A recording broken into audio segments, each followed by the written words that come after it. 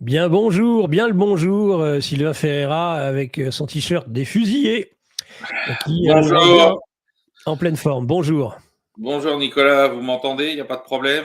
Fort bien, on t'entend, Bon, tout va bien. Alors qu'est-ce que c'est que alors, ce superbe t-shirt là? c'est le t-shirt d'un des deux régiments canadiens francophones de la Seconde Guerre mondiale, le Mont-Royal. Mont-Royal. Voilà.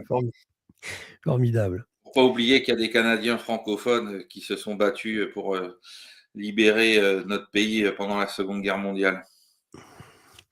Voilà, c'est en tant qu'historien militaire, évidemment, Sylvain Ferreira est présent aussi pour nous rappeler ce genre de choses. Bah, Sylvain, on peut peut-être commencer, je l'ai vraiment abordé très très vite parce que j'avais en route eh bien, surtout parlé de sujets nationaux dans la revue de presse, de tous ces sujets internationaux, en particulier donc l'OCS qui se réunit depuis dimanche, Organisation de coopération de Shanghai, et puis demain mercredi, à nouveau les commémorations de la grande victoire, cette fois-ci de la Chine, à la fin de la Seconde Guerre mondiale, et seront présents énormément de chefs d'État étrangers, entre autres d'Orient, mais pas seulement, puisque nous annonçons aussi la visite de Kim Jong-un de la Corée du Nord. Alors j'aimerais un petit peu ton ressenti, ton analyse sur tous ces événements actuellement qui se déroulent dans l'Orient, dans l'extrême-Orient même de la planète. Bah, disons que c'est un écho donc à ce que nous commémorons et ce que nous célébrons aujourd'hui 2 septembre, hein, puisque aujourd'hui c'est le 80e anniversaire de la fin de la guerre dans la zone Asie-Pacifique. C'est la signature des actes de capitulation par le Japon sur le pont du Kirase Missouri dans la rade de Tokyo. Et donc c'est pour le peuple chinois, c'est la fin de son martyre, qui est bien évidemment encore plus ignoré de ce côté-ci du monde que celui du peuple soviétique, puisque, je le rappelle, la Seconde Guerre mondiale a malheureusement fait un record de 60 millions de morts, parmi lesquels on trouve 27 à 28 millions de citoyens soviétiques et 20 millions de citoyens chinois. Hein, et que leur martyre a démarré non pas le 1er septembre 1939, comme nous faisons démarrer la chronologie de la Seconde Guerre mondiale de ce côté-ci du monde, mais en juillet 1937, lorsque le Japon impérial a déclenché une guerre absolument terrifiante contre le peuple chinois, contre la Chine, qui vivait des difficultés politiques très importantes depuis plusieurs dizaines d'années. Et donc là, aujourd'hui, eh bien, cette réunion de l'OCS en Chine symbolise aussi que 80 ans plus tard, la Chine, la Russie, là tu évoquais la présence de Kim Jong-un qui est très importante par rapport à ce contexte historique, hein, parce que parmi les pays martyrs de l'occupation japonaise en Asie-Pacifique, après la Chine, il y a la Corée, toute la Corée, qui a toujours été le souffre-douleur quelque part de toutes les visées impériales japonaises à travers l'histoire depuis le Moyen Âge.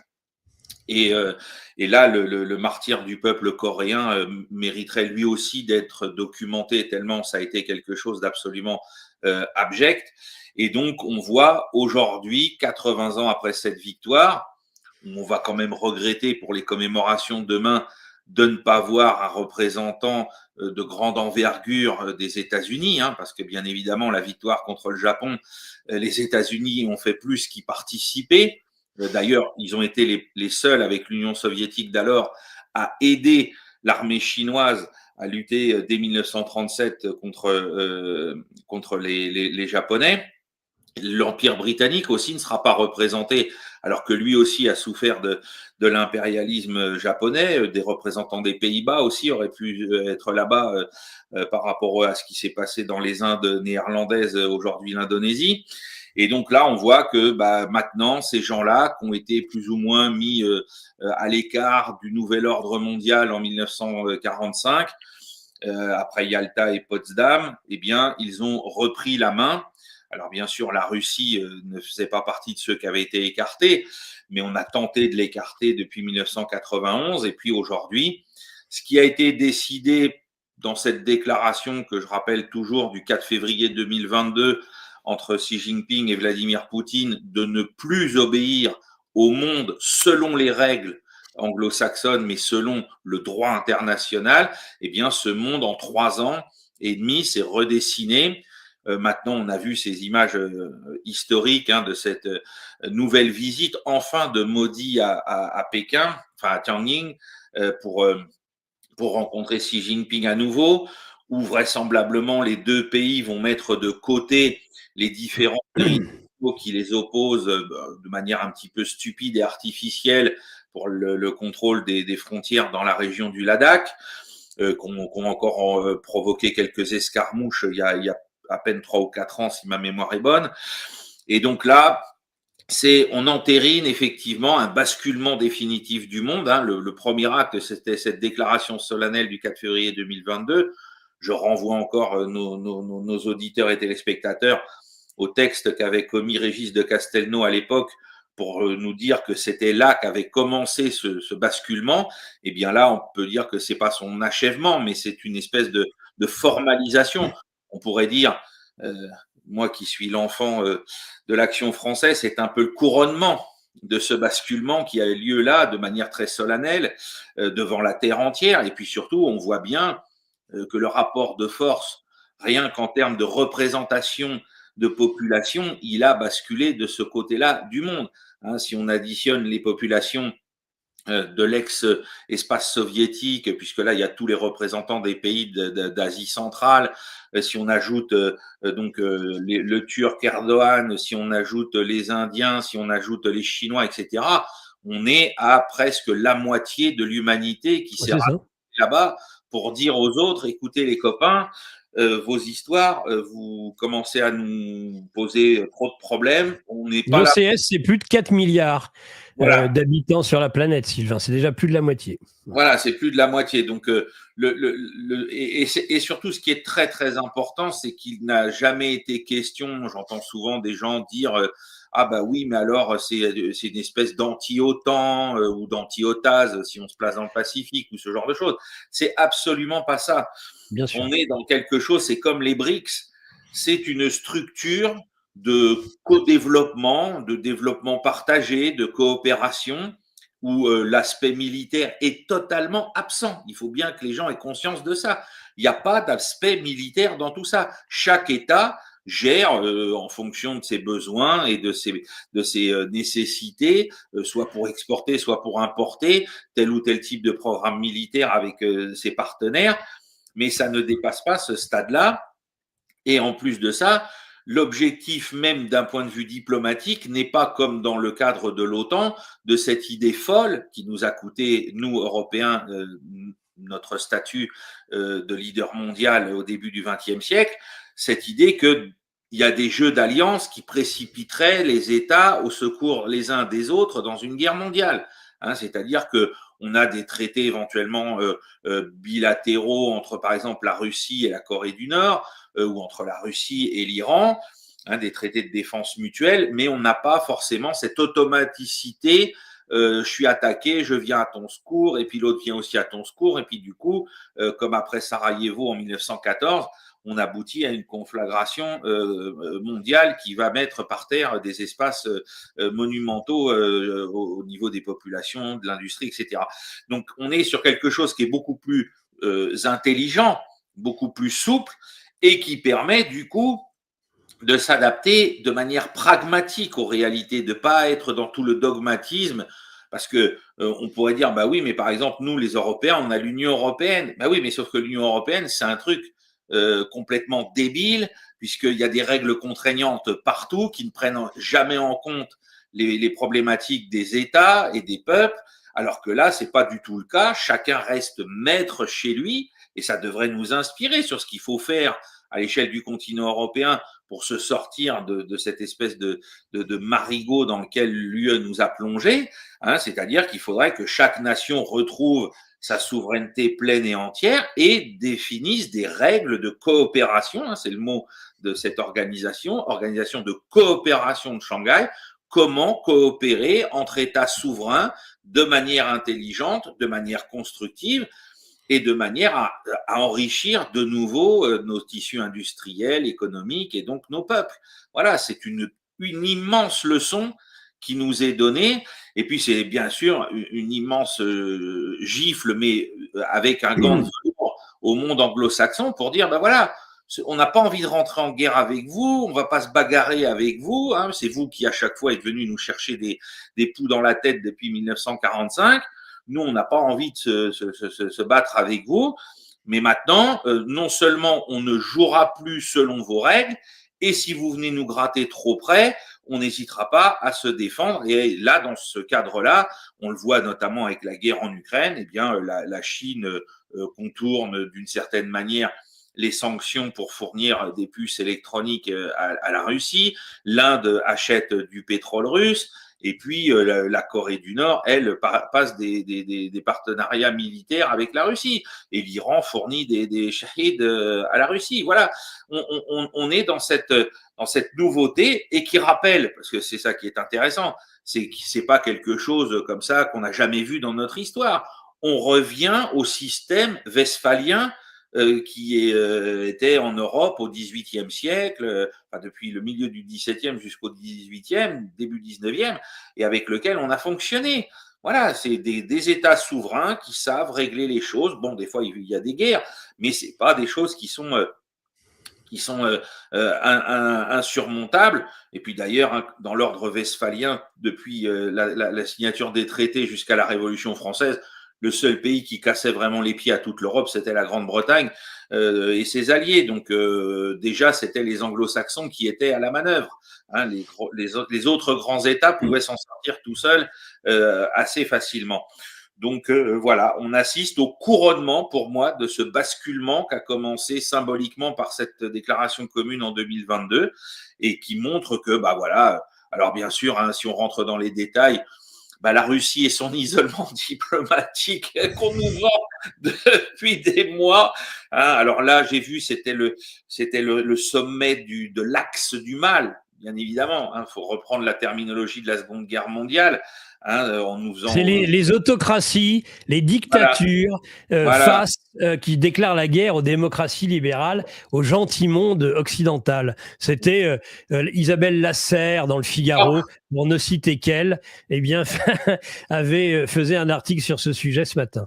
Voilà, voilà. Bah oui, bah c'est vrai. C'est vrai que depuis le début, enfin même la fin du siècle dernier, on n'a pas vu des tricheries monumentales dans les élections présidentielles aux États-Unis, avec des recomptages dignes du pire régime africain. C'est vrai qu'on n'a pas vu le référendum de 2005 pour nous Français et ne l'oublions pas pour nos frères irlandais et néerlandais hein, qui avaient eux aussi voté contre être bafoués par leurs institutions, etc. C'est vrai que nous, on vit dans la démocratie parfaite, hein, celle que nous a révélé, puisqu'on l'avait oublié, ce grand constitutionnaliste qui est Étienne Chouard, pour nous expliquer qu'ici, bien sûr, c'est comme à Athènes, chaque citoyen est tiré au sort pour diriger la cité. Il n'y a pas de plutocratie ou d'oligarchie qui impose sa loi à tout le monde avec des médias aux ordres. C'est vrai qu'en France, hein, rien que sur la question des médias,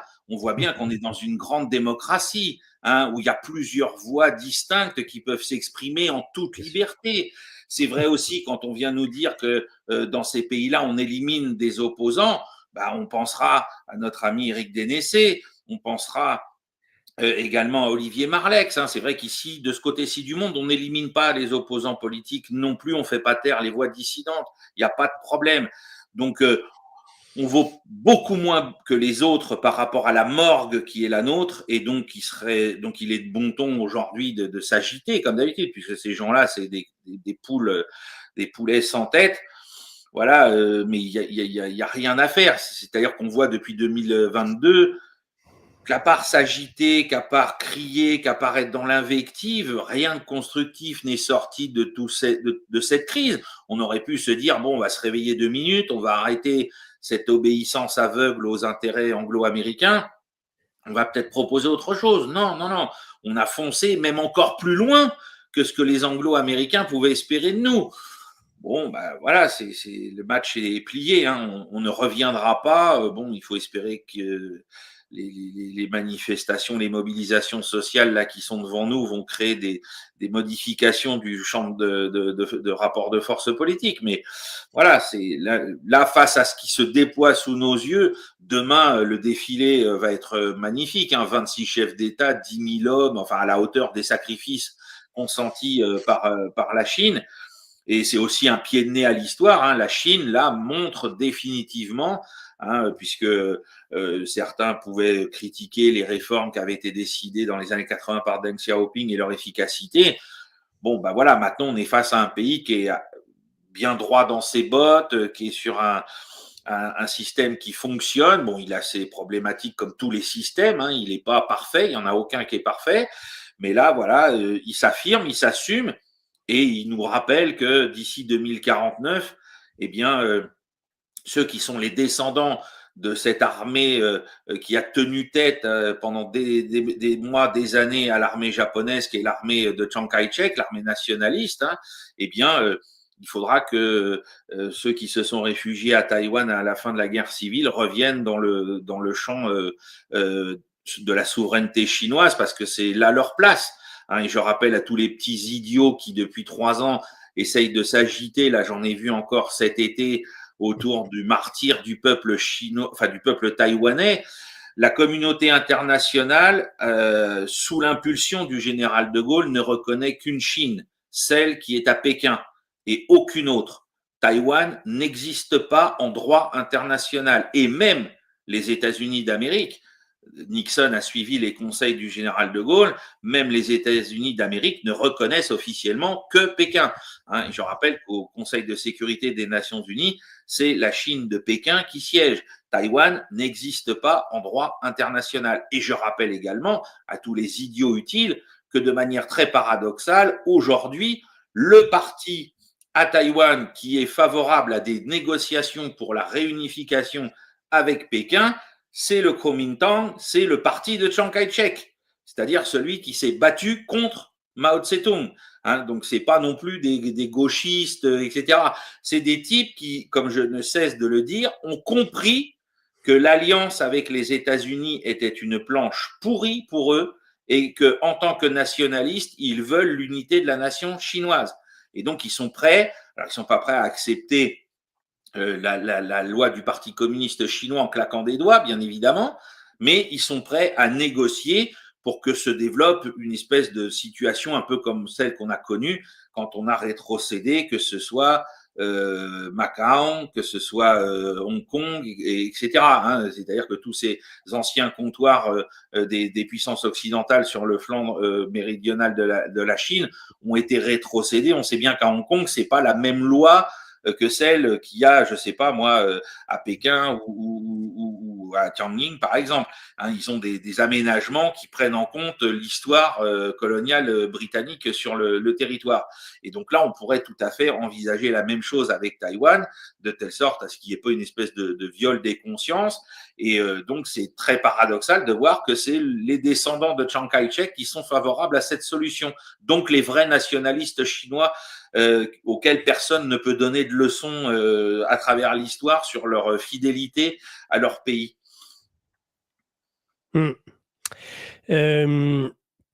Par contre, donc, que ce soit Xi Jinping, et après on va peut-être parler un petit peu plus de Modi d'ailleurs, l'Indien, dénonce un esprit de guerre froide, dénonce un OTAN belliqueux, un OTAN qui intimide.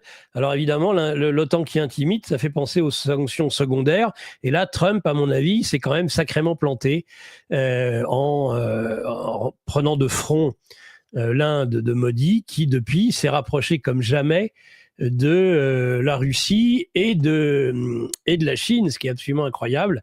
Là, je lis par exemple, message clair de Modi, l'Inde et ses partenaires resteront solidaires. Même dans les situations les plus difficiles, la paix en Ukraine et l'appel de l'humanité entière, l'Inde se pose en médiateur loin de l'hystérie belliqueuse de l'OTAN. Notre partenariat n'est pas seulement important pour nos pays, mais pour le monde. Et ça, c'est Modi aussi. Et oui, parce que c'est des pays qui ont conscience la guerre, c'est pas une solution. D'ailleurs, là, les derniers affrontements indo-pakistanais l'ont montré. On est sur des choses où les gens savent se tenir. où on est dans la capacité de mettre en œuvre des frappes de riposte parce que vous avez subi une attaque terroriste sur votre territoire, sans pour autant monter une escalade jusqu'à la guerre totale. Et il y a eu des affrontements comme ça, frontaliers entre le Pakistan et l'Inde autour du Cachemire depuis la fin de la dernière vraie guerre entre l'Inde et le Pakistan.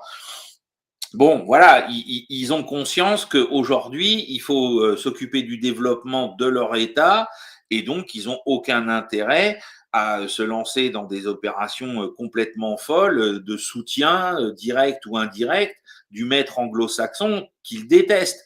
Hein, je veux dire, les Indiens n'ont pas oublié ce que les Anglais leur ont imposé pendant plus d'un siècle. Ils n'ont plus envie d'obéir. Ils disent aussi, bah maintenant c'est fini. N'oublions pas que là aussi, ils s'inscrivent dans une tradition, c'est pas que maudit, hein, puisque quand pendant la guerre froide, on a parlé des non-alignés, eh bien, on trouvait en tête de file des non-alignés le Nehru. Hein, voilà, c'était pas une nouveauté que l'Inde se mette sur le côté en faveur de la paix, en faveur d'une troisième voie. C'est dans sa grande tradition politique depuis son indépendance. Et donc Modi renoue un peu plus avec ça, parce que c'est vrai qu'il s'était énormément rapproché des États-Unis, mais les jeux de pouvoir et de querelles internes aux États-Unis au sein des États profonds l'ont poussé aussi dans le camp, définitivement dans le camp de ce troisième monde, hein, de ce monde alternatif, puisque n'oublions pas, parce que ça, faut comprendre pourquoi Modi réagit comme ça. Il y a la phase visible que tout le monde peut comprendre, c'est Donald Trump qui vient dire je vais vous mettre des droits de douane sur le pétrole par rapport à ce que vous faites avec la Russie, etc. Mais n'oublions pas que quelques semaines auparavant, quand il y a cet attentat terroriste dans le Cachemire contre des citoyens indiens, on est en Inde, on a conscience, bien sûr, que ça vient du Pakistan, et bien évidemment, on a conscience que si ça vient du Pakistan, ça vient des services secrets pakistanais, hein, les redoutables types de l'ISI, et on sait bien à Bombay que les types de l'ISI, ils bougent pas un petit doigt sans l'accord de qui? De la CIA.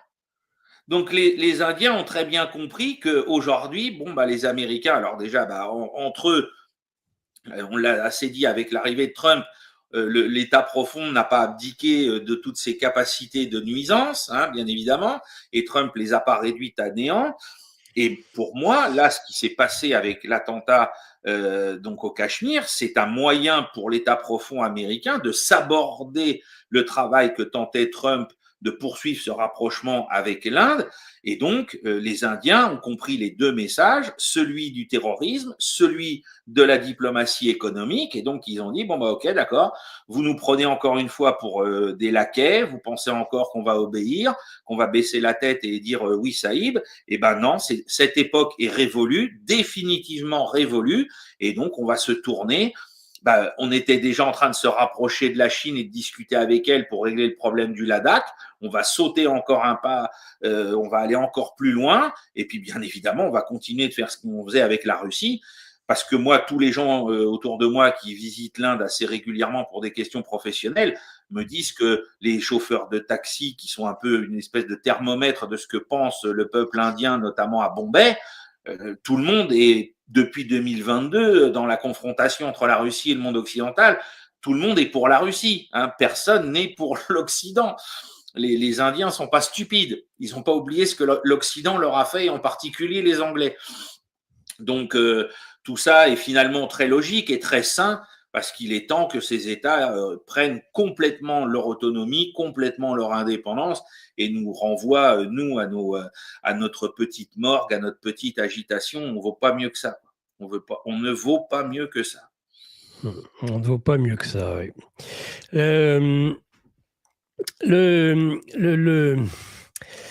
Alors, il y a le rapport, peut-être avant on ira à un moment donné sur Gaza. D'ailleurs, l'organisation de Shanghai condamne fermement les dommages sur Gaza et les frappes israéliennes et américaines en Iran en juin. C'est dire qu'ils ont une diplomatie, et cette diplomatie est plutôt une diplomatie qui dénonce les destructions et les guerres. Mais alors, la position de l'OCS sur la guerre en Ukraine. Ça, je trouve que c'est quand même assez intéressant parce qu'il arrive à trouver une position médiane, demande à ce que la paix soit signée, tout en ne se distinguant pas, tout en n'acceptant pas le narratif de l'Occident, comme quoi, le seul et unique responsable de cette guerre, c'est une guerre d'agression russe. Ça, c'est aussi un positionnement, pardon, équilibré, je dirais, de l'OCS. C'est étonnant. Bah oui, parce qu'ils savent très bien que le narratif qui nous est servi ici est complètement bidon. Ils n'ont pas oublié, on a eu un des acteurs majeurs du Maïdan côté néo-Nazbrok ukrainien qui s'est fait dessouder à Lviv ce week-end, par Roubi. Tous ces gens-là savent très bien qu'il y a eu il y a eu une révolte légitime du peuple ukrainien contre la corruption endémique de l'État ukrainien à l'hiver 2014. Ça, c'est indéniable. Et là, il n'y avait pas ni les Russes, ni la CIA. Il y avait une colère populaire qui s'est exprimée. Je renvoie à l'ouvrage de mon ami Thierry Marignac, La guerre avant la guerre, sur cette affaire, où il décrit très bien tout ça. Sauf que sur cette colère est venue se greffer la CIA et les intérêts de l'État profond américain, Madame Nuland et compagnie, qui ont orienté cette révolte légitime populaire pour mener un coup d'État favorable à leurs intérêts et pas du tout à ceux des révoltés. C'est ça, comme d'habitude, qui est notable, c'est qu'il y a une vraie révolte légitime avec des aspirations légitimes et ces types, eux, voient ça et hop, ils débarquent et ils vous retournent le truc pour leur compte à eux. Donc, les services secrets chinois, indiens, tout le monde sait ce qui s'est passé. Tout le monde. Donc, les types, ils vont pas dire, c'est les méchants Russes qui ont agressé l'Ukraine. Ils vont pas pouvoir dire ça. Alors, ils vont pas non plus pouvoir dire, on est d'accord avec le fait que la Russie ait décidé d'entrer militairement sur le territoire ukrainien à partir du 24 février 2022, mais ils peuvent pas dire tout ça, c'est juste les méchants Russes qui sont coupables. Ils savent très bien que c'est pas le cas, que c'est quelque chose qui, en plus, cette histoire de la façon dont le coup d'État du Maïdan a été fait et ensuite vers quoi il a tendu, c'était dans un plan plus global pour pour nuire à la Russie, pour installer vraisemblablement l'Ukraine dans l'OTAN, etc., etc. Ces gens-là sont pas idiots. C'est pas Madame Lasserre. C'est pas toutes les prostituées du plateau d'LCI. D'ailleurs, les gens, va falloir être généreux avec moi, parce que là, LCI, je me permets cet aparté, mais ça va pas du tout, LCI. Parce que moi, ça fait 3 ans, j'ai accepté tonton Michel Goya, tonton Michel Yakovlev.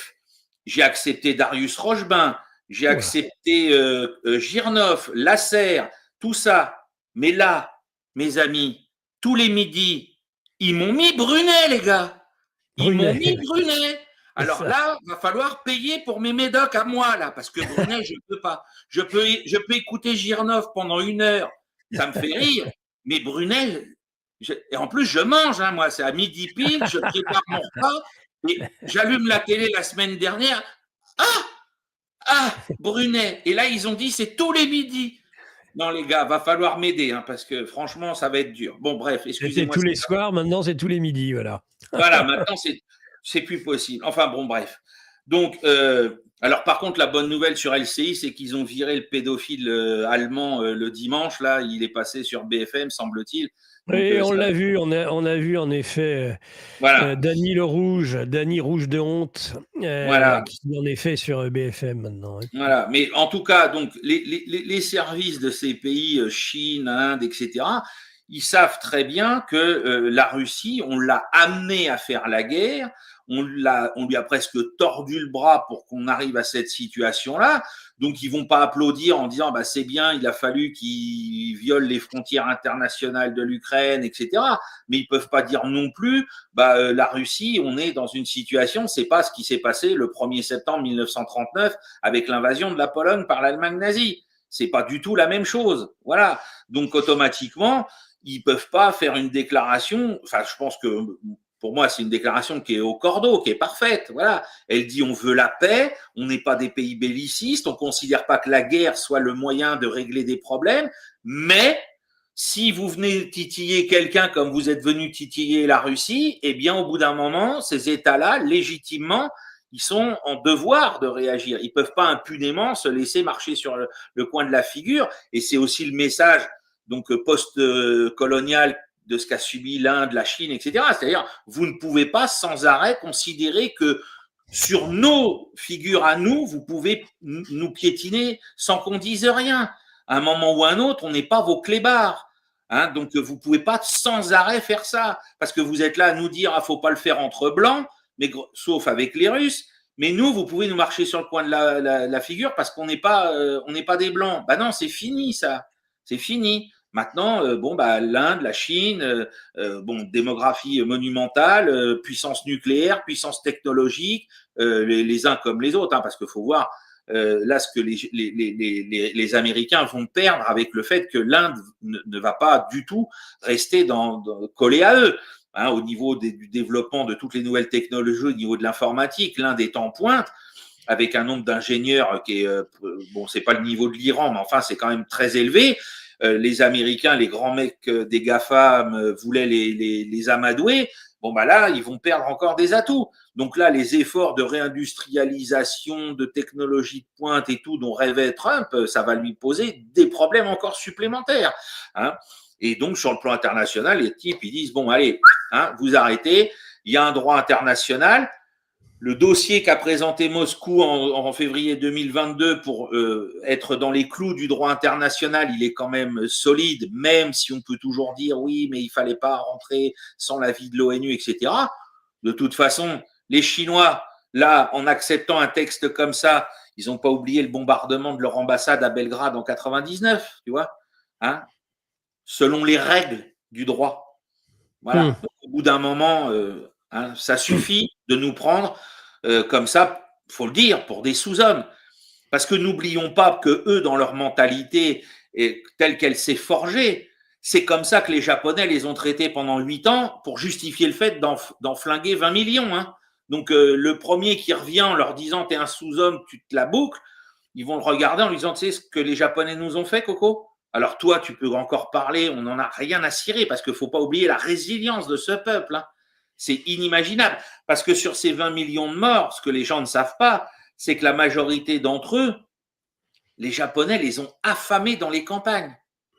C'est-à-dire que l'armée japonaise a débarqué en Chine continentale avec l'idée que les Chinois n'allaient pas leur résister parce que les Japonais ont toujours eu ce sentiment lié à leur insularité de supériorité sur tous les continentaux asiatiques. Et les Chinois en particulier, qu'ils ont toujours considéré vraiment, alors pas aussi bas que les Coréens, mais pas loin. Et malheureusement pour eux, l'armée nationaliste de Chiang Kai-shek et les guérillas du Parti communiste leur ont résisté. Et le problème de l'armée japonaise, c'est qu'elle avait une logistique qui était mais lamentable. Alors qu'est-ce qu'ils ont fait? Ils ont vécu sur le pays. Au détriment de qui? Des civils chinois. C'est pour ça qu'on a autant de millions de morts qui sont morts de faim. Quand vous voyez les photos, c'est des populations entières dans les campagnes de Chine qui sont mortes de faim. Parce que l'armée japonaise leur prenait tout, parce qu'elle n'avait rien. Faut comprendre. C'est-à-dire qu'à Tokyo, les types, ils envoient des divisions de l'autre côté du détroit. On mange comment? Bah écoutez, débrouillez-vous avec ce qu'il y a sur place. Nous, on n'a pas assez de ressources pour gérer une quantité aussi importante de logistique pour autant d'hommes. Donc, ils ont fait littéralement crever de faim les civils chinois. Donc, quand vous avez fait, quand vos aïeux, vos grands-parents, vos arrière-grands-parents ont subi ça, avec cette idée que vous étiez des êtres inférieurs et que ça justifiait qu'on vous affame, je peux vous dire qu'aujourd'hui, les gens qui sont à la tête du gouvernement chinois, pour les impressionner et leur faire peur, faut se lever de bonne heure. Faut faut avoir rien compris à l'histoire de ce pays et à l'histoire de ce qu'il a subi pendant la Seconde Guerre mondiale. J'aimerais qu'on revienne un peu sur le plancher des vaches européens. Mais non. On était dans les altitudes de l'Himalaya, tu veux nous ramener dans les marais. Mais qu'est-ce que je t'ai fait pour la rentrée? Bah, écoute, si tu veux, si tu as encore, on peut. Je sais pas si tu as dit tout ce que tu souhaitais dire sur l'Inde, ceci dit, sur Modi. Ça, c'est moi ce que je trouve le plus ébouriffant de ce sommet. La réconciliation avec la Chine, c'est quand même impressionnant, hein. Ben oui, mais les types ont compris que leur dynamisme économique, leur dynamisme scientifique, hein, technologique, s'ils le mettent en commun et que derrière ils ont les ressources de la Russie pour les aider, Bah oui. ça va bouger, hein, ça Ah, va ça va tanguer être le sur le premier navire. pôle mondial. Ça va être le Voilà. premier pôle mondial, c'est tout, et de loin. Voilà, donc alors ça veut dire que bien évidemment il y a des gens à la périphérie au niveau anglo-américain qui vont voir ça d'un très mauvais œil et puis qui vont Oh, trouver déjà. toutes les saloperies du monde, mais voilà quoi, c'est pas, ça n'aura pas l'efficacité nécessaire pour empêcher que ce pôle devienne dominateur. Voilà. Il faudra voir d'ailleurs, et là ce sera extrêmement intéressant, ça va être l'attitude, parce que dans toute cette zone-là, bien évidemment, bon, bah, on a la Corée du Nord qui est proche de la Russie aujourd'hui et qui s'est rapprochée, bien évidemment, avec l'accord de Pékin. Hein, on sait très bien l'interdépendance qu'il y a depuis la fin de la guerre de Corée entre la Chine et la Corée du Nord. On voit bien que l'Indonésie, depuis qu'elle est rentrée aussi dans les BRICS, elle a joué un rôle. Voilà, ne l'oublions pas, nous avons le plus grand pays musulman du monde qui est dans les BRICS. Donc là encore, c'est un bras d'honneur à tous les pays qui, dans le Golfe ou ailleurs, continuent de lécher les babouches du maître américain. Hein, il y a des musulmans qui sont capables de se mettre en ordre de marche et de dire nous, on est de ce côté-là, on n'est plus de ce côté-là. On voit d'ailleurs que même Ben Salman, ça fait plusieurs années que lui, il marche sur le milieu de la corde là, et qu'à un moment ou un autre, pour les intérêts de son pays, il n'hésitera pas à passer aussi du côté des BRICS. C'est Faut pas possible. l'oublier non plus. Hein. Mais donc on voit tout ça se mettre en place parce que les intérêts sont communs et il y a donc un État dont on ne parle pas sur qu'est-ce qu'il va choisir dans un moment ou un autre, c'est le Japon. Parce que pour le moment, le Japon, bon, bah, il reste dans le camp américain, mais on voit qu'il a, lui, des problèmes démographiques colossaux pour assurer son avenir. Son pendant de l'autre côté, pareil, du Détroit, la Corée du Sud risque de mourir et de disparaître parce que là, les problèmes démographiques, alors là, c'est même plus difficile, c'est absolument catastrophique. Et on va voir comment ces deux pôles-là vont réagir à la façon dont toute la région va basculer ou a basculé dans le camp de l'altermondialisme et non plus de la domination anglo-saxonne. Parce que quelque part, il faut jamais oublier que ce que les Japonais ont accepté il y a 80 ans aujourd'hui, ils l'ont accepté, mais vraiment très très contre-courant. Hein. Ils n'étaient pas là en disant oh c'est bien, on va devenir une colonie américaine, etc. Donc est-ce que tout ça va pas finir un jour avec d'un côté ce que j'évoquais tout à l'heure, le fait qu'à Taïwan, les gens les plus intelligents trouveront la voie de la réunification avec Pékin, et que de l'autre côté, les Japonaises diront on va rester les seuls cons dans le coin à être contre nos frères asiatiques, ou est-ce qu'on va se réveiller 2 minutes sans redevenir une puissance hégémonique, mais est-ce qu'on va pas enfin trouver la voie, nous aussi, de la coopération avec la Chine, avec avec la Russie, hein, qui est aussi leur voisin, avec lequel ils ont développé des antagonismes depuis 1904. Voilà, on va aussi voir ça, parce que pour moi, c'est ça l'étape suivante. C'est-à-dire, là, il y a l'Inde et la Chine, et puis demain, que va devenir le Japon et la Corée du Sud dans cette nouvelle orchestration de la zone géographique? Parce que là aussi, on va assister, je pense, les courants forts sont tellement forts et puissants Ouais. que à Tokyo, ils vont pas pouvoir tout le temps rester là à dire ah ouais, on obéit aux Yankees, c'est notre pied, on kiffe. Non, au bout d'un moment, ils pourront pas. Ils pourront pas. S'ils veulent survivre, ils pourront pas. Donc l'Inde, voilà, moi, voilà. Et puis elle a compris que là aussi, ce qu'il faut comprendre, c'est qu'il va y avoir une espèce de renversement d'alliance pour la Chine, parce que là, la Chine s'est vantée au mois d'avril-mai d'avoir fourni des armes, des systèmes sophistiqués à l'armée pakistanaise pour arrêter les frappes de riposte indienne. Mais Pékin va pas pouvoir continuer de soutenir le Pakistan de manière aussi forte, aussi virulente, etc. Là, entre les deux, entre ce que lui apporte le Pakistan, c'était une alliance de revers, et ce que peut lui apporter le partenariat et un développement encore accru avec l'Inde, bon bah le choix il est vite fait. Ils vont choisir l'Inde parce que le Pakistan de toute façon est pas assez stable, et il est entre les mains des Américains, c'est réglé d'avance par rapport à la situation avec la Chine. Donc l'Inde est gagnante sur tous les plans dans cette histoire. Oui, tout à fait. Alors les seuls derniers irréductibles qui, eux, ne veulent pas travailler dans cet ensemble, vivre dans cet ensemble, se connecter à cet ensemble, que ce soit les BRICS, que ce soit l'OCS, que ce soit l'Orient et l'Extrême-Orient, c'est l'Union européenne. L'Union européenne n'en veut pas, et l'Union européenne, eh bien, elle veut la guerre, elle la prépare. Madame von der Leyen de la grosse commission fait sa grosse inspection. Elle visite 7 ou 8 pays frontaliers, ou soit de la Russie, soit de la Biélorussie. C'est pratiquement le Clémenceau qui visitait les tranchées. C'est von der Leyen, c'est l'horreur absolue. N'insulte pas Clémenceau. Non, mais ça donne vraiment cette impression dans la Première Guerre mondiale où les chefs de gouvernement ou chefs d'État allaient sur le front visiter. Et là, von der Leyen, c'est ce que j'en parlerai d'ailleurs ce midi, eh bien, alors qu'elle a eu d'ailleurs une avarie sur son avion qui l'a obligée d'atterrir en Bulgarie, enfin Lettonie, Estonie, Lituanie, Bulgarie, Roumanie, Pologne, Finlande, elle fait cette tournée qui est une tournée justement de tous ces pays qui sont frontaliers à la Russie. C'est démentiel, c'est de la folie. C'est vraiment la préparation, c'est les préparatifs de la guerre. Oui, enfin c'est les préparatifs fantasmés de la guerre, parce que bon, voilà. Oui, mais quand même. Encore une fois, un jour, ce qu'il faudrait faire, c'est une rétrospective pour arrêter de plonger dans cette affaire. Ça fait 3 ans qu'on nous dit ils vont réussir, ils vont ceci, ils vont cela. Ils ont rien réussi, et donc ils ne réussiront rien.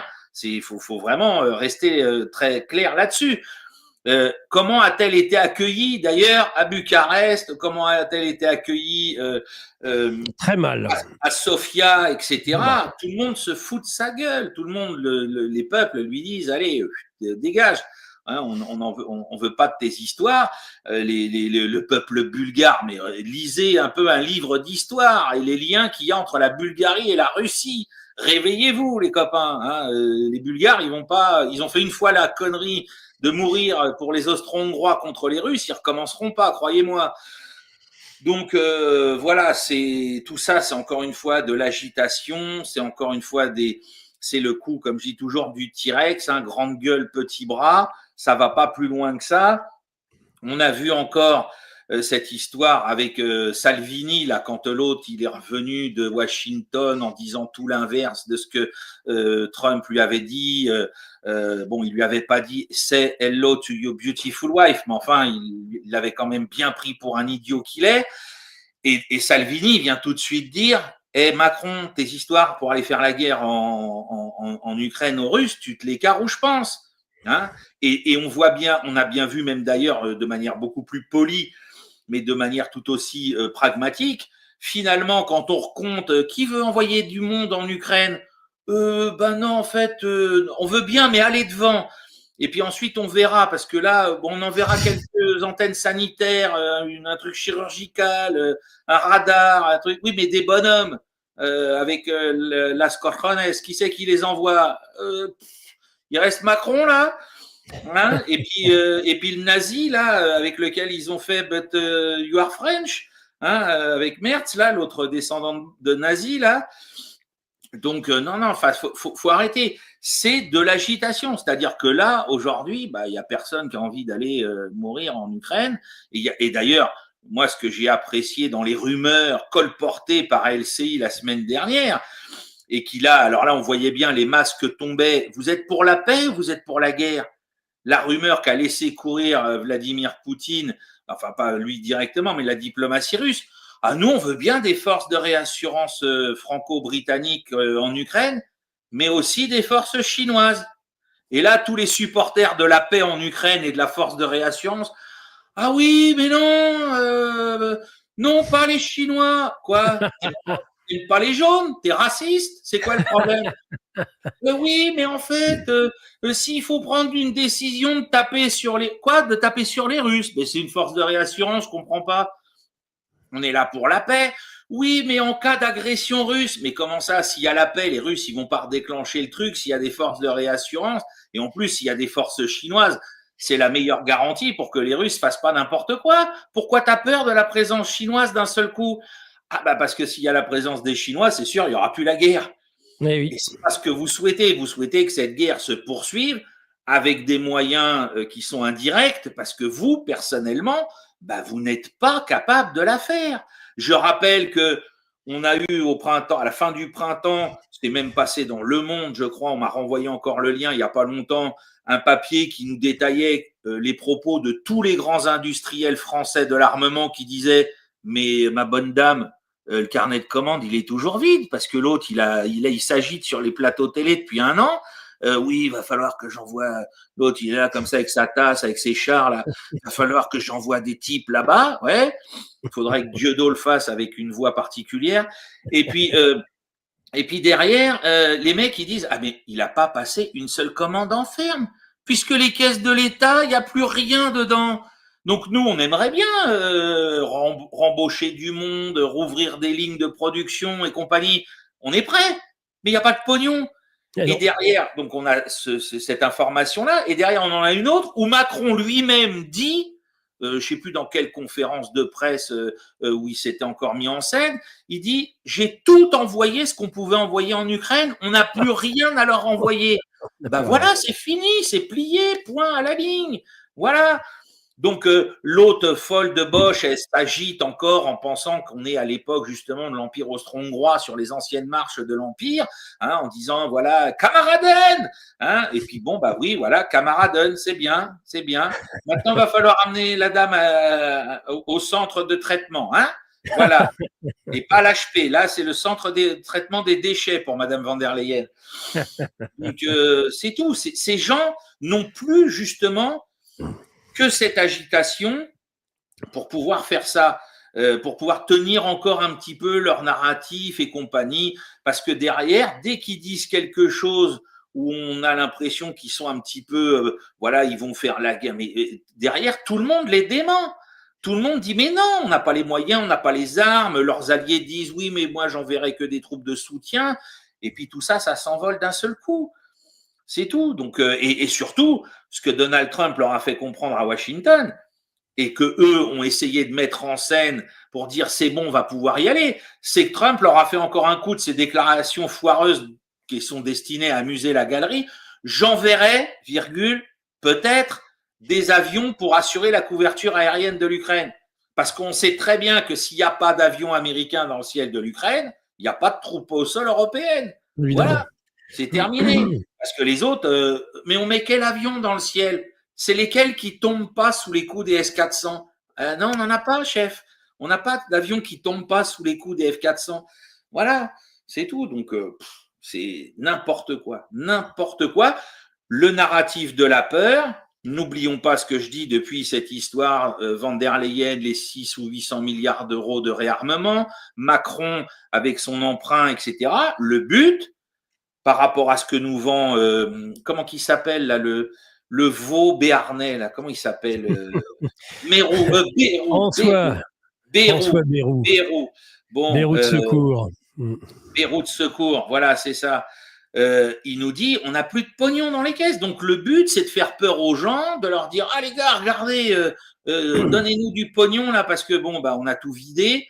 On a peut-être même volé les avoirs russes en partie, hein, ceux qu'on avait gelés et qui étaient en France, on les a pas gelés, on aurait tapé dans la caisse. Alors là, ça c'est, si ça s'avère vrai, c'est encore un truc qui va nous retomber sur le coin du nez. Plus personne ne voudra faire un dépôt dans nos institutions tellement, bah voilà, les gens n'auront plus confiance du tout. Hein, faudra pas s'étonner. Mais au final, on a que de la gueule pour entretenir ce narratif de la peur et convaincre des gens de mettre de l'argent sur un hypothétique réarmement qui n'aura de toute façon jamais lieu. Voilà, c'est… Et puis pendant qu'on parle de guerre en Ukraine, alors, comme tu le disais dans ta revue de presse, les problèmes liés à l'immigration folle, les violences, les machins à la trappe, le sentiment d'insécurité à la trappe, les problèmes de rentrée scolaire dans des établissements, ceci, cela, les classes surchargées, tout ça, enfin les réalités, hein, tout ça, coup de balai, on en parlera un autre jour. Hein, C'est ça. comme je disais, quand je suis venu il y a 15 jours pour parler de ce qui s'était passé en Ukraine, combien on a fermé d'hôpitaux, combien on a fermé de maternités, combien on a, je sais pas, délocalisé, combien on a détruit de services publics pour aider l'Ukraine. Voilà, combien, hein, il paraît que ça se chiffre à au minimum 20 milliards, ce que la France a donné directement via l'Union européenne à l'Ukraine. 20 milliards, ah bah dis donc, hein, minimum. Donc ça en fait des milliards de moins dans l'enveloppe de Bayrou là, hein, et encore, je pense que c'est des estimations à minima. Donc voilà, pendant qu'on te parle de l'Ukraine, on te parle pas et qu'on te fait peur avec la guerre, parce que ça c'est mobilisateur. Moi, je fais un salut amical à Mike Borowski, notre camarade, pour les micro-trottoirs qu'il a fait sur la guerre en Ukraine. C'est magique. Là, on voit bien que le narratif tel qu'il est vendu donc par LCI et compagnie, il fonctionne. Alors sur un certain archétype, hein, c'est-à-dire encore une fois ces malheureux boomers que Bayrou a ciblés là. C'est-à-dire que les types, ils sont là, Poutine, c'est Hitler, c'est les grosses gouttes de sueur, les heures les plus sombres, etc. Va falloir que je donne les juifs qui sont à la cave. Non, je peux pas. Enfin bon, bref. Non, du grand n'importe quoi. Les gens se sont laissés intoxiquer. Et alors, ce qui est drôle, c'est que les gars qu'a interviewé Mike sur ces micro-trottoirs, c'est les mêmes, je dis pas l'identité, mais en termes d'archétype, c'est les mêmes que ceux qui disaient « il me faut ma 6e dose ». Il me faut mon Pfizer numéro 6. Voilà, c'est les mêmes, exactement les mêmes. Voilà, c'est pas possible autrement, quoi. Donc, bon, pour les mobiliser, à part la chiasse, il n'y a rien d'autre. Voilà. Tu leur dis, il n'y a plus de papier. Voilà, y a la chiasse et l'absence de PQ. Voilà. Et eux, ils marchent. Voilà. Mais il se passera malheureusement pour eux et heureusement pour nous, il se passera rien. Voilà. Et sinon, qu'ils vont. Alors moi, ce que j'attends, hein, c'est que tous les experts qui les ont entretenus dans ce truc-là, comme les anciens experts Covid les avaient entretenus dans le mirage du Pfizer, j'espère que tout ce monde-là va disparaître des plateaux télé le plus vite possible par rapport au règlement de la guerre en Ukraine. Voilà, c'est comme ça qu'il faut voir les choses. Ouais. Alors, sur le terrain, nous avions hier Xavier Moreau qui disait, avec Sylvain Ferrat, nous ne sommes pas trompés. Il n'y a pas eu d'avancée majeure sur le terrain militaire en Ukraine, seulement une consolidation, une guerre d'attrition qui continue. Néanmoins, on a pu voir dernièrement, je crois, Gerasimov, chef d'état-major, montrer une carte de la région où Nikolaïev et Odessa. Il n'a rien montré du tout. C'est les gens qui ont fait des zooms sur ce qu'il y avait derrière lui. C'est pas pareil. Oui, tiens donc. C'est là qu'on voit tout ce que vaut la Maskirovka côté russe. Les types, oh merde, Igor, t'as laissé traîner la carte en pleine conférence. C'est magique. C'est-à-dire que tu comprends tout de suite le problème de civilisation entre le général allemand d'il y a 3 mois là qui disait on va réarmer au nom de la liberté.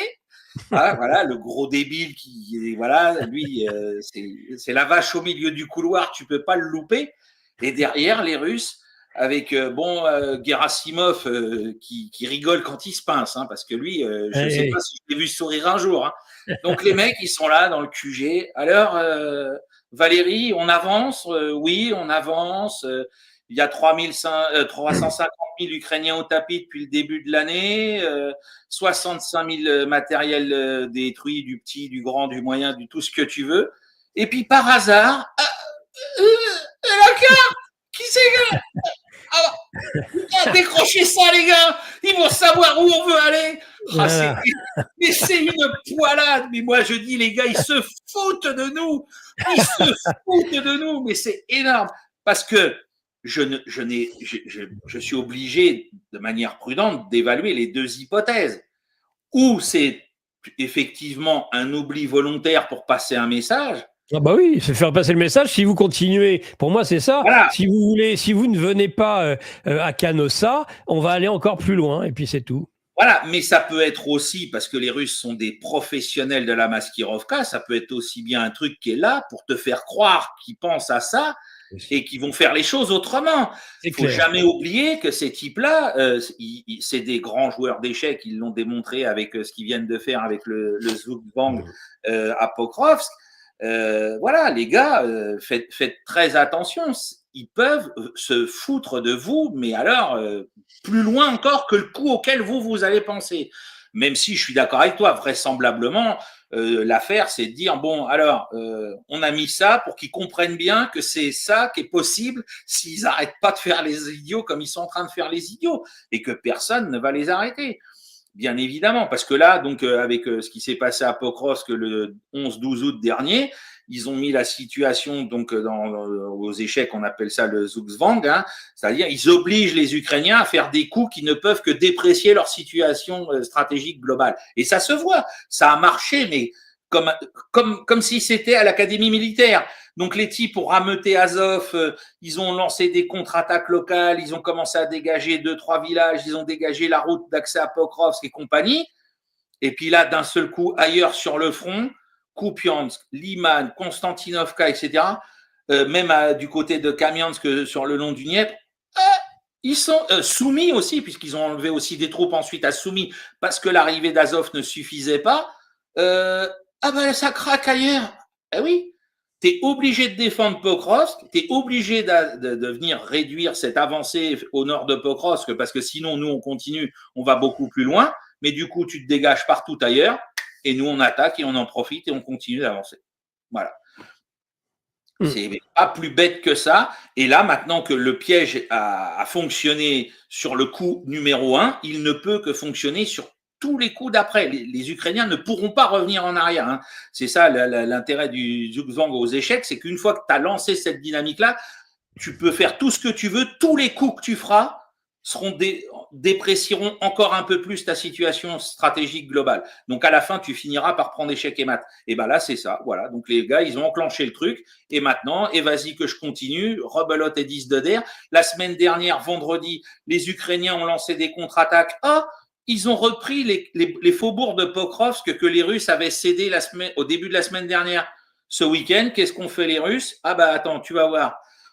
On va te montrer que ce qu'on a abandonné ou ce que tu as repris, ça va pas durer longtemps. Ils sont même allés plus loin dans Pokrovsk qu'hier.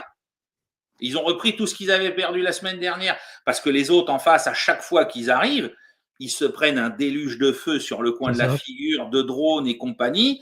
Hein, là, comme je dis depuis quelques jours, je suis en train de mettre la dernière main à l'article pour la revue de géopolitique profonde. Voilà, de géopolitique profonde sur la guerre des drones pour le mois d'octobre. Vous allez voir, la guerre des drones, je vous brosse un tableau de toute l'évolution depuis 2022 jusqu'à aujourd'hui. Là, aujourd'hui, c'est quelque chose, voilà, il y a des rideaux de drones qui empêchent de part et d'autre, sauf que les moyens dont disposent les Russes sont 10 fois plus importants que ceux des Ukrainiens. D'autant que les Ukrainiens se font taper leurs usines artisanales à longueur de nuit. C'est ça. Et donc, les Ukrainiens, bon, bah, on lance une contre-attaque et on se prend un mur de drones dans la figure. Et du coup, dans ce piège qu'a tendu l'état-major russe, il y a aussi le fait amenez Azov, amenez-les à Pokrovsk, amenez-les. On va leur mettre un grand coup d'attrition dans la figure, ça va leur faire du bien. Et c'est ce qui s'est passé, parce qu'ils les ont obligés à contre-attaquer, donc à se dévoiler, à se mettre dans la situation de l'attaquant, qui est la plus compliquée aujourd'hui à cause des drones, et du coup, bim, tactiquement, ils leur ont fait payer le coup très très cher. C'est pour ça qu'aujourd'hui, les Russes peuvent repartir à l'assaut des positions que les autres avaient reconquises difficilement la semaine dernière. Voilà, c'est terrible, parce que le nombre d'hommes derrière qui meurent, c'est hallucinant, parce que là, maintenant, les images auxquelles on assiste, c'est des Ukrainiens qui se retrouvent tellement bombardés, ils sont dans des abris par les drones, qui viennent les chercher à l'entrée des abris. Les drones à fibre optique viennent à hauteur de l'entrée des abris pour taper. Si les types arrivent à survivre, au bout d'un moment, on a vu des images, là, les gars sortent parce qu'ils en peuvent plus. Déjà, il y a le bruit du buzz du drone qui rend fou les gens au bout d'un moment. Et ensuite, à force que leur abri soit tapé, le type fait une crise de nerfs parce qu'il se dit, bon, le prochain, c'est fini, je vais mourir. Donc, il préfère sortir de l'abri, se mettre droit comme ça, sans armes, sans sombrelage, sans rien, et il attend le prochain drone qui le tue. On est avec les Spartiates, là, les copains. Parce que là encore, quand on vous parle de guerre, vous imaginez l'archétype d'humain qu'il faut pour mourir de cette manière-là, en se tenant debout face à sa mort qu'on sait arriver et qu'on voit arriver. Parce que le drone, vu la vitesse à laquelle il arrive sur les gars, les types le voient arriver. Il le voit arriver. Donc réfléchissez bien quand vous dites on va envoyer des Européens de l'Ouest qui peuvent pas se passer de leur portable pour vivre ça. Vous avez je refais encore une fois mémoire de notre magnifique émission avec le général de la Barbe. On expliquait que nous n'avions plus en majorité des types d'humains capables de supporter ce genre de choses. C'est ça. C'est évident. Ça ne pourra pas se régler comme ça, d'où cette guerre de proxy aussi. Voilà. Évidemment. Est-ce que tu as dit ce que tu voulais dire sur l'ancien président de la Rada ukrainienne assassiné, eh bien, dont on a fait un héros de la démocratie, justement, de la liberté. C'est l'heure des règlements de compte. C'est l'heure des règlements de compte, c'est-à-dire que là, donc Paroubi, qui était donc un néo-Nasbrock de premier rang en Ukraine, proche de Pravi Sector, etc., d'Azov et compagnie, ce type donc a été l'organisateur de la mise en place des snipers autour de la place du Maïdan pour tuer des manifestants et faire croire que c'était la police anti-émeute fidèle au président ukrainien pro-russe. On le voit sur plein d'images statiques ou animées en train de les laisser sortir de l'hôtel Ukraina d'où ils ont tiré. Donc voilà. Ensuite, il est plus que soupçonné d'avoir été le responsable de l'incendie mortel de la maison des syndicats quelques mois plus tard, le 2 mai 2014 à Odessa. Donc bon, voilà, c'est un type qui disait assez régulièrement qu'Adolf Hitler était un des plus grands hommes politiques du XXe siècle. Bon, c'est son choix. J'en connais pour des sketchs, on les interdit de faire des spectacles dans des granges privées pour la moitié du quart de ce genre de propos. Totalement. Mais lui, et en plus la moitié du quart de ce genre de propos dans un spectacle humoristique, je le précise. Et là, ce gars-là a dit ça, il était adulé par tout le monde, par tous les NAFO, les pro-UE et compagnie. Il est devenu député de la Rada après le Maïdan et il est devenu même président de la Rada. Donc, comme chez nous, le truc, là, Yael Braun-Pivet, je sais plus quoi, là. Et donc là, eh bien, il a été liquidé à Lviv. Donc, Lviv, c'est quand même le cœur du réacteur bandériste ukrainien depuis toujours. Et donc, là, les thèses, est-ce que ce sont les Russes qui lui ont réglé son compte par rapport à ce qu'il a fait ou pas? Et on peut penser ça au départ, mais vraisemblablement, c'est pas ça. Vraisemblablement, c'est alors, c'est plus qu'un règlement de compte, c'est l'idée qu'il faut éliminer certaines personnes parce que là, on sent bien que le régime Zelensky, l'Ukraine telle qu'on la connaît, ça risque plus trop de durer très longtemps. Donc, il faut faire taire certaines personnes qui sont gênantes et qui pourraient raconter pour se venger, pour même s'échanger, pour s'assurer leur survie, qui pourraient commencer à balancer d'autres gens qui ont fait des saloperies encore plus importantes. Parce que ce monsieur Paroubi, on apprend qu'il a demandé une protection policière il y a quelques semaines. Donc, généralement, si vous êtes dans le collimateur du FSB, vous le savez pas, enfin vous le savez de manière générique, mais pas au sens où vous avez vu des types derrière vous qui sont prêts à vous la mettre, parce que s'ils sont prêts à vous la mettre, ils le font et ils attendent pas des semaines avant de le faire. Et donc vraisemblablement, c'est dans la tradition en plus, et c'est ce que m'a rappelé encore Thierry Marignac, que je resalue une seconde fois, c'est que déjà avant 2014, dans ce milieu néo-bandériste, néo-Nasbrock ukrainien, la meilleure façon, l'unique façon de régler les problèmes de différents politiques entre ses membres, c'est les coups de flingue. C'est-à-dire, dès qu'il y en a un qui est plus dans la ligne politique ou qui est gênant, etc., les types s'amusaient à se flinguer comme ça à tour de bras dans les rues des villes ukrainiennes. Donc là, on serait sur ce schéma-là, qu'il faut enlever les témoins gênants, qu'il faut faire taire les gens qui en savent trop, etc. Et voilà, c'est probablement pour ça que ce sont d'autres néo-bandéristes, néo-Nasbrock ukrainiens qui lui ont réglé son compte et qu'il s'en doutait et que c'est pour ça qu'il avait demandé une protection policière qu'on lui avait refusée. Voilà, donc et donc ça sent la fin de régime, c'est-à-dire qu'on voit bien que les loups commencent à se bouffer entre eux parce qu'ils savent que le régime ne va pas durer éternellement. Hein, le Reich, le nouveau Reich de Milan, va bientôt s'éteindre lui aussi. C'est ça. Bien, et je pense qu'on aura d'autres cas que celui-là, hein, qui vont. Alors peut-être qu'il y en a d'autres parce que je rappelle, hein, il y a quand même eu d'autres gars qui ont été flingués, qui étaient des proches de Zelensky, qui ont été flingués cet été, je ne sais plus où, à l'étranger. Là, faudrait qu'on retrouve l'info. Mais ça fait déjà le 3e ou le 4e personnage qui a gravité de manière très importante autour du Maïdan, autour de Zelensky, autour du néo-bandérisme, qui se fait buter. Hein. C'est pas juste lui. Lui, c'est parce que c'est très très fort au niveau du symbole, mais il y en a déjà eu 2 autres qui ont été liquidés cet été. Donc ça sent vraiment la fin de régime et les luttes intestines pour savoir finalement qui s'en sortira le mieux à la fin, quand les Russes dicteront les conditions de reddition de l'Ukraine. C'est ça. Alors, on revient pour aller ensuite au Moyen et Proche-Orient. On revient peut-être sur l'OCS. Donc, dénonciation à la fois des destructions à Gaza, des bombardements américains et israéliens sur l'Iran.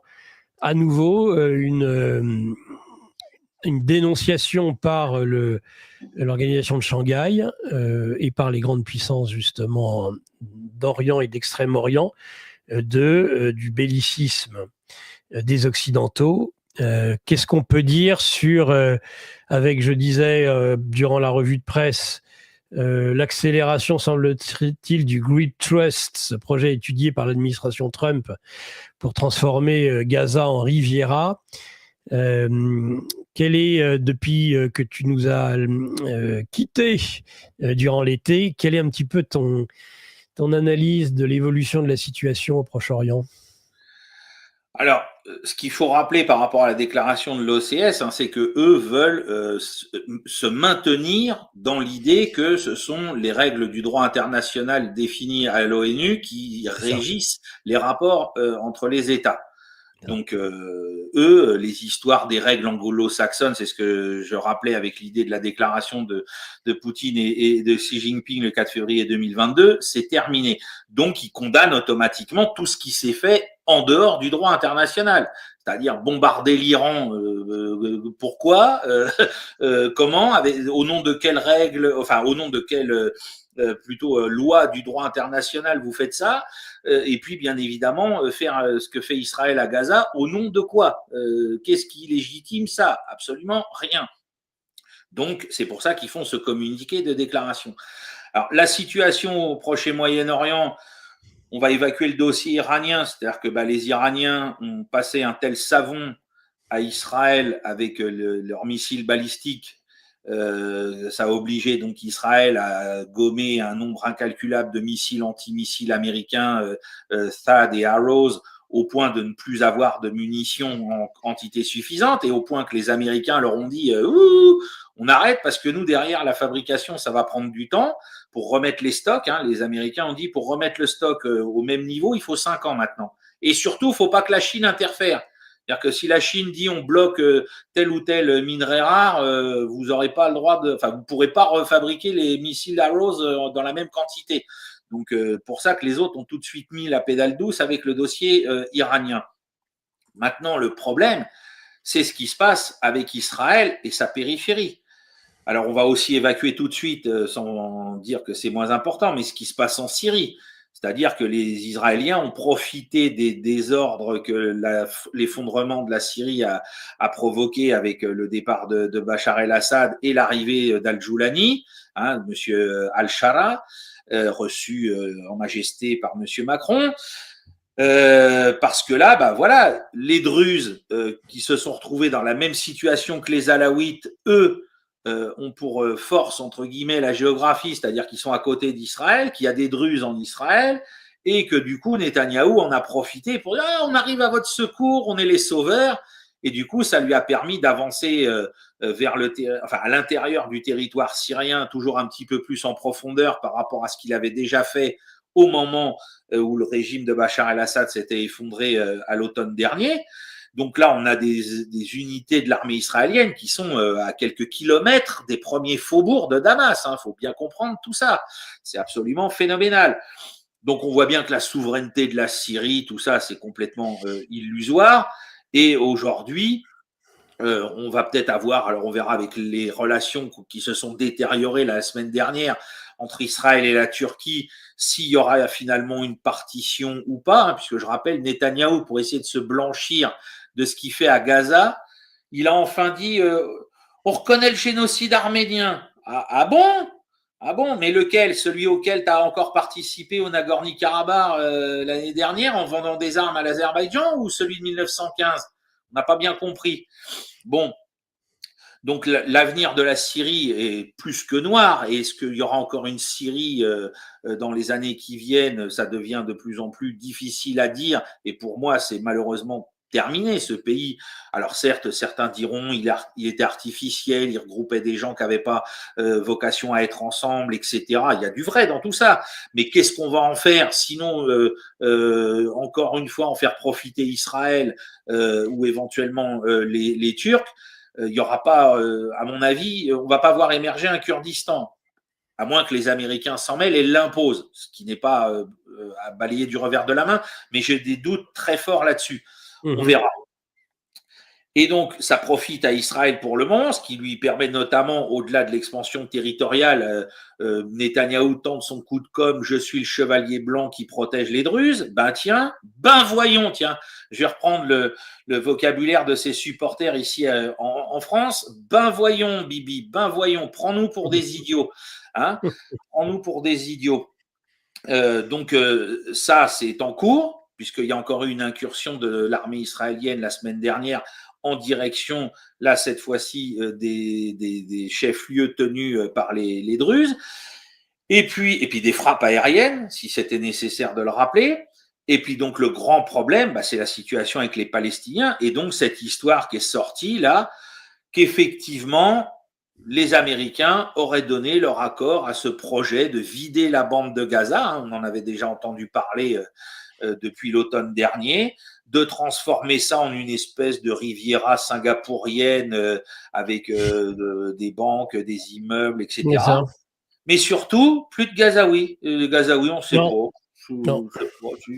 Gazaouis, ils sont où? Je ne sais pas. Voilà, donc c'est abject, c'est terrible de voir que Donald Trump finalement n'aura rien fait. Alors il aura tenté des négociations pour qu'il n'y ait plus la guerre et qu'on arrive rapidement à cette solution-là. Mais cette solution-là, en droit international, ça s'appelle de la purification ethnique. Voilà, c'est-à-dire que si vous videz les habitants d'une région entière sous prétexte de leur race, de leur religion, etc., ça s'appelle de la purification ethnique, monsieur Trump. Donc là, on est plus que sur. On est loin du prix Nobel, là. On est loin du prix Nobel de la paix, là. On est très, très loin du prix Nobel. Alors, ce qui est catastrophique, c'est que tout ça. Bon, je parle pas de la position israélienne qui est intenable, qui est humainement abjecte, etc. Mais ce qui est dingue dans cette histoire, c'est qu'on a finalement la fin de tout ce qui s'est passé depuis 1948 de la part des pays arabes, c'est-à-dire que les types soutiennent cette idée-là. Hein, quasiment tous, à part bien évidemment, j'imagine, l'Algérie, mais globalement, tous les pays arabes disent ouais, bon, Alhamdoulilah, c'est pas grave, les Gazaouis comme ils en ont rien eu à foutre des Palestiniens, de toute façon, depuis 1948, ils les ont juste instrumentalisés pour leurs intérêts personnels. Bon, bah là, le masque est définitivement tombé. Mes amis palestiniens proches de l'OLP, quand j'étais étudiant, me le redisaient en rigolant à moitié quand je leur disais mais pour vous les Séoudiens c'est quoi, hein, ou les Émiratis ou les Qataris, ils me disaient mais Sylvain, ces gens-là c'est des Anglais déguisés en Arabes. Voilà. Voilà comment mes amis palestiniens résumaient les choses, hein, dans les années 90 oui c'est ça, début des années 90. Ils disaient voilà, tu sais, nous ces gens-là c'est pas des c'est pas des Arabes, c'est des Anglais déguisés en Arabes. C'est excellent. Voilà. Oui, eux, ils doivent être bien tristes si ils sont encore vivants, je l'espère, parce que c'était des militants laïques, socialistes, et qui voulaient que la Palestine existe sur un modèle proche de celui de la République française. Et c'était certainement pas des amis du Hamas et des frères musulmans. Voilà, donc j'espère que ils ont quand même réussi. Ils avaient à peu près le même âge que moi à ce moment-là. J'espère qu'ils sont encore vivants aujourd'hui. Et j'espère que peut-être qu'un jour, le rêve qu'ils avaient se réalisera. Mais là, c'est très, très, très, très, très mal parti.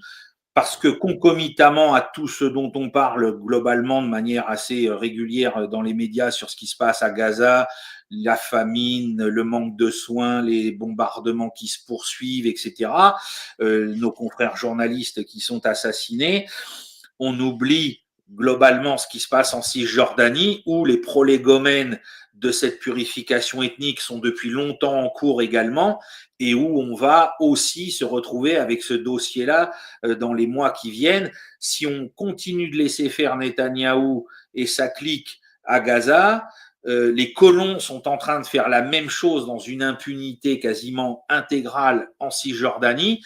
Et donc demain, il suffira de basculer les forces militaires israéliennes de l'autre côté du front vers l'intérieur des terres, vers le Jourdain, pour qu'on assiste à la même chose. Et certains, je l'évoquais hier dans le bulletin de veille stratégique, certains nous disent qu'ils sont même déjà en train de préparer la même chose avec le Sud-Liban pour l'étape encore après, en profitant du fait que l'armée libanaise n'a pas ou n'aurait pas achevé le désarmement du Hezbollah. Voilà, donc c'est une situation qui est absolument catastrophique. C'est la négation du droit international sur des dizaines et des dizaines de points. Humainement, c'est voilà,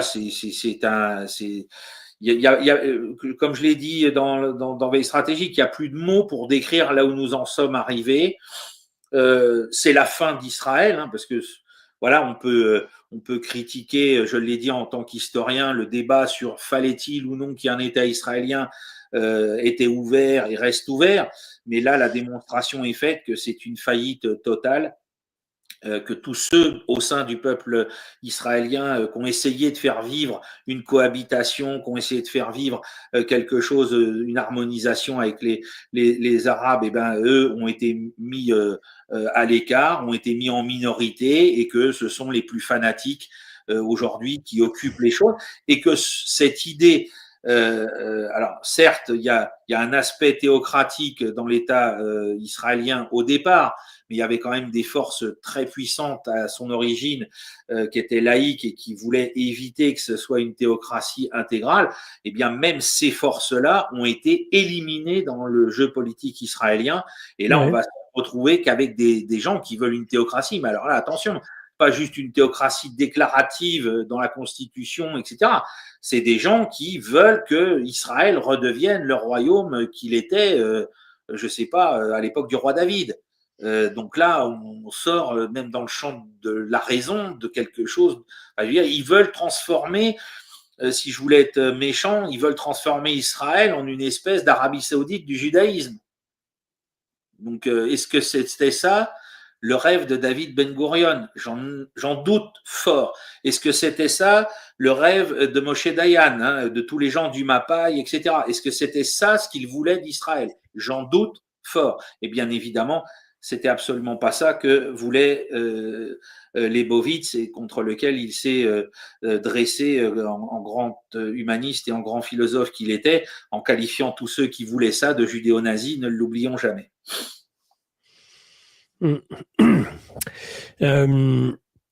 Peut-être dernière question sur ce sujet. Il n'y a pas de. Tu disais évacuer rapidement l'Iran. Les Américains réarment très vite quand même Israël. L'Iran se dote de systèmes de défense antiaérien avec la Russie importants. On ne risque pas une nouvelle conflagration, et cette fois-ci plus importante encore que la dernière fois, entre l'Iran et Israël? Le problème, c'est que là, des informations qu'on a, alors elles peuvent être insuffisantes, pas erronées, mais insuffisantes, c'est que les armes qui sont filées, et c'est là que c'est terrible pour Donald Trump, les armes que reçoit l'armée israélienne aujourd'hui des Américains, ce sont des armes qui permettent de taper Gaza, le sud Liban ou la Syrie.